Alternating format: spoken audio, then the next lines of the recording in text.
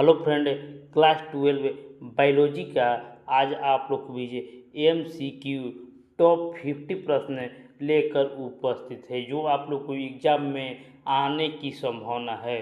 तो इस वीडियो को आप लोग को पूरा ज़रूर देख लेना है, इस चैनल को सब्सक्राइब कर लेना है। तो शुरू है आज का वीडियो। तो पहला प्रश्न आप लोगों के बीच है, इनमें से कौन सा जीव द्विखंडी जनन बाइनरी फ्यूजन करता है?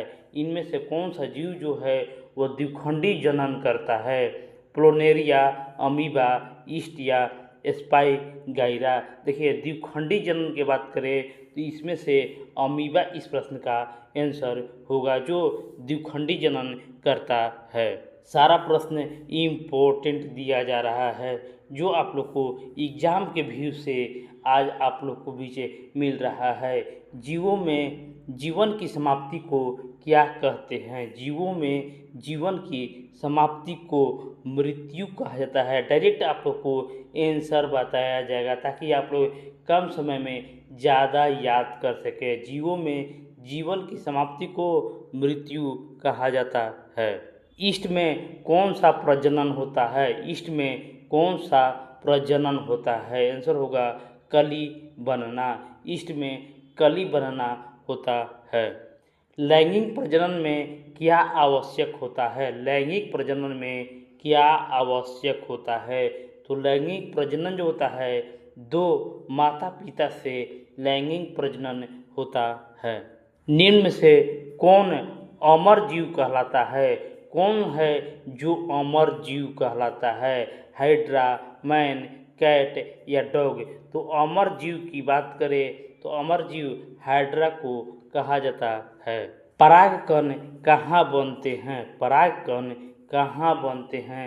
सारा प्रश्न इम्पोर्टेंट है। परागकण जो है वो एंथर में परागकण बनता है। परागकण के बाद कौन सी प्रक्रिया होती है? परागकण के बाद कौन सी प्रक्रिया होती है? तो परागकण के बाद निषेचन की प्रक्रिया आरंभ होती है। डबल फर्टिलाइजेशन किसमें होता है? डबल फर्टिलाइजेशन किसमें होता है? देखिए, इसका जो आंसर होगा आवर्तवीर्जी में डबल फर्टिलाइजेशन होता है। बीज का बाहरी आवरण क्या कहलाता है? बीज का बाहरी आवरण टेस्टा कहलाता है। बीज का बाहरी आवरण टेस्टा कहा जाता है। परिपक्व बीजांड किसमें परिवर्तित होता है? परिपक्व बीजांड जो होता है वो किसमें परिवर्तित होता है? फल में, बीज कोश में या जड़ में। तो परिपक्व बीजांड जो होता है वो बीज में परिवर्तित होता है। शुक्राणु का निर्माण कहाँ होता है? तो इसका जवाब आप हमारे कमेंट बॉक्स में जरूर दीजिए कि शुक्राणु का निर्माण कहाँ होता है। ओवरी में, एपिडीमिसिस में, वृषण में या प्रोटेस्ट ग्रंथि में। तो शुक्राणु का निर्माण कहाँ होता है? इसका जवाब आप हमारे कमेंट बॉक्स में जरूर दें। ओव्यूलेशन किस हार्मोन से होता है? ओव्यूलेशन जो है वो एलएच हार्मोन से होता है। गर्भावस्था टेस्ट किस हार्मोन पर आधारित होता है? गर्भावस्था टेस्ट किस हार्मोन पर आधारित होता है? देखिए, गर्भावस्था पूछे तो ये होगा HCG। HCG टेस्ट पर गर्भावस्था टेस्ट हार्मोन आधारित होता है। भ्रूण का पोषण कहाँ होता है? भ्रूण का पोषण कहाँ होता है? देखिए, ये प्लेसेंटा में भ्रूण का पोषण होता है। मनुष्य में गर्भधारण की अवधि कितनी होती है? मनुष्य में गर्भधारण की अवधि कितनी होता है? आवे तो कमेंट बॉक्स में कमेंट करते रहिएगा। मनुष्य में गर्भधारण की अवधि 280 दिनों की होती है। परिवार नियोजन का उद्देश्य होता है। परिवार नियोजन का उद्देश्य जनसंख्या नियंत्रित करना परिवार नियोजन का उद्देश्य होता है। IUCD का पूरा नाम क्या होता है? IUCD का पूरा नाम intra uterine contraceptive device IUCD का पूरा नाम होता है। एड्स किससे होता है? एड्स किससे होता है? तो इसका जवाब आप हमारे कमेंट बॉक्स में ज़रूर दीजिए कि एड्स किससे फैलता है। वायरस से, बैक्टीरिया से, कवक से या प्रोटोजोआ से। तो एड्स से किससे फैलता है? कमेंट बॉक्स में ज़रूर कमेंट कीजिए। कंडोम किस प्रकार का गर्भ निरोधक है? कंडोम किस प्रकार का गर्भ निरोध है? तो ये बाधा विधि गर्भ निरोधक है। टेस्ट ट्यूब बेबी तकनीक में उपयोग की जाने वाली विधि है। टेस्ट ट्यूब बेबी में तकनीक में उपयोग की जाने वाली विधि को IVF कहा जाता है। IVF टेस्ट ट्यूब बेबी तकनीक को कहा जाता है। DNA का पूरा नाम क्या होता है? DNA का पूरा नाम डाइऑक्सोराइबो न्यूक्लिक एसिड DNA का पूरा नाम होता है। DNA की संरचना मॉडल किसने दिया था? DNA का संरचना मॉडल जो है वाटसन एवं क्रिक ने दिया था।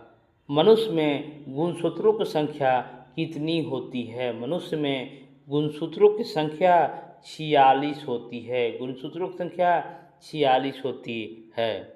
मेंडल के आनुवंशिकी का जनक कहा जाता है क्योंकि मेंडल को आनुवंशिकी का जनक कहा जाता है।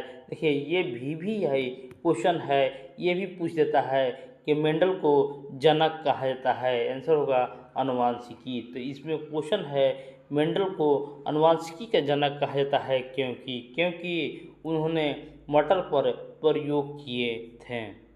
RNA में कौन सी शर्करा होती है? RNA में कौन सी शर्करा होती है? तो इसमें राइबोज शर्करा होती है।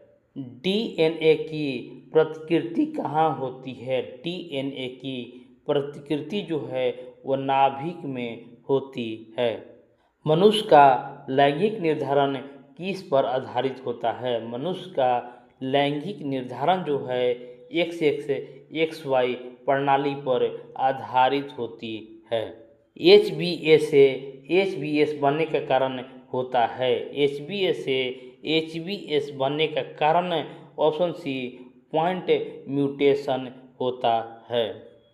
मनुष्य में डाउन सिंड्रोम किससे होता है? मनुष्य में डाउन सिंड्रोम किससे होता है? तो 21वें गुणसूत्र की त्रिसोमी से मनुष्य में डाउन सिंड्रोम होता है। DNA से RNA बनने की प्रक्रिया को क्या कहा जाता है? DNA से mRNA बनने की प्रक्रिया को ट्रांसक्रिप्शन कहा जाता है। ओरिजिन ऑफ स्पीशीज पुस्तक के लेखक कौन है? ये भी एग्जाम में आप लोग को आते रहता है। ओरिजिन ऑफ स्पीशीज पुस्तक के लेखक जो डार्विन को कहा जाता है। ये भी इम्पोर्टेंट क्वेश्चन है, इसको आप लोग याद जरूर कर लीजिएगा कि ओरिजिन ऑफ स्पीशीज पुस्तक के लेखक डार्विन हैं। मनुष्य किस वर्ग का है? मनुष्य किस वर्ग का है? तो मनुष्य जो है वो स्तनधारी वर्ग का मनुष्य है। जीवाश्मों का अध्ययन कहलाता है। जीवाश्मों का अध्ययन क्या कहलाता है? तो जीवाश्मों का अध्ययन को पैलियोंटोलॉजी जीवाश्मों का अध्ययन को कहा जाता है। उत्क्रांति का प्रमाण कौन सा है? उत्क्रांति का प्रमाण कौन सा है? तो उत्क्रांति का प्रमाण उपयुक्त सभी है। हेमोलोगस अंग, एनालोगस अंग और जीवाश्म सभी जो हैं उत्क्रांति का प्रमाण हैं। जिराफ का गर्दन लंबी का सिद्धांत किसने दिया? जिराफ के लंबी गर्दन का सिद्धांत किसने दिया? ये भी इम्पोर्टेंट है कि जिराफ की लंबी गर्दन के सिद्धांत जो है ये भी लैमार्क ने दिया था। प्राकृतिक चयन नेचुरल सिलेक्शन सिद्धांत किसने दिया था? नेचुरल सिलेक्शन सिद्धांत जो है डार्विन ने नेचुरल सिलेक्शन सिद्धांत दिया था। मनुष्य का वैज्ञानिक नाम है, तो इसका जवाब आप हमारे कमेंट बॉक्स में जरूर दें कि मनुष्य का वैज्ञानिक नाम क्या है। सबसे प्राचीन मानव कौन था? तो होमो हिब्लिस सबसे प्राचीन मानव था। उत्परिवर्तन का उत्क्रांति का कारण किसने कहा? उत्परिवर्तन को उत्क्रांति का कारण किसने कहा? तो उत्परिवर्तन को उत्क्रांति के कारण डी ब्रिज ने कहा था। आधुनिक मनुष्य किस युग से संबंधित है? आधुनिक मनुष्य जो है वो किस युग से संबंधित है? आंसर होगा सेनोजोइक युग से आधुनिक मनुष्य संबंधित है। डीएनए फिंगरप्रिंट तकनीकें किसने विकसित की थी? डीएनए फिंगरप्रिंटिंग तकनीकें किसने विकसित की? आंसर होगा जेफरी ने। जेफरी ने डीएनए फिंगरप्रिंट तकनीक विधि विकसित की थी। पीसीआर का उपयोग किसके लिए होता है? पीसीआर का उपयोग डीएनए की प्रतिलिपि बढ़ाने के लिए पीसीआर का उपयोग किया जाता है। रिट्रैक्शन एंजाइम कहाँ से प्राप्त किए जाते हैं? रिट्रैक्शन एंजाइम जो है वो बैक्टीरिया से प्राप्त की जाती है।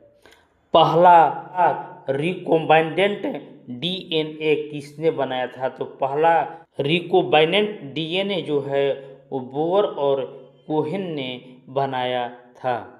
इंसुलिन किस तकनीक से बनाया जाता है? इंसुलिन जो है वो किस तकनीक से बनाया जाता है? आंसर होगा रिकॉम्बाइनेंट डीएनए टेक्नोलॉजी विधि से इंसुलिन बनाया जाता है।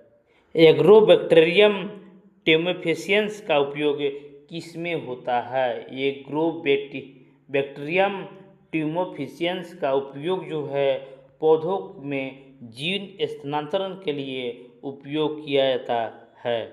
बीटी कॉटन किससे संबंधित है? बीटी कॉटन किससे संबंधित है? तो बीटी कॉटन जो है कीट प्रतिरोध के लिए बीटी कॉटन संबंधित है। जीन गन का उपयोग किसके लिए होता है? जीन गन का उपयोग जो है पौधे की कोशिका के लिए जीन गन का उपयोग किया जाता है। पीसीआर में तापमान नियंत्रण करने वाला उपकरण है। पीसीआर में तापमान नियंत्रण करने वाला उपकरण को थर्मोसाइक्लर कहा जाता है। डीएनए काटने वाला एंजाइम है। डीएनए काटने वाला एंजाइम को रिट्रैक्शन इंडोन्यूक्लियस कहा जाता है। तो फ्रेंड, इस वीडियो को भी आप लोग को लाइक करना है, शेयर करना है और चैनल को सब्सक्राइब कर लेना है। धन्यवाद।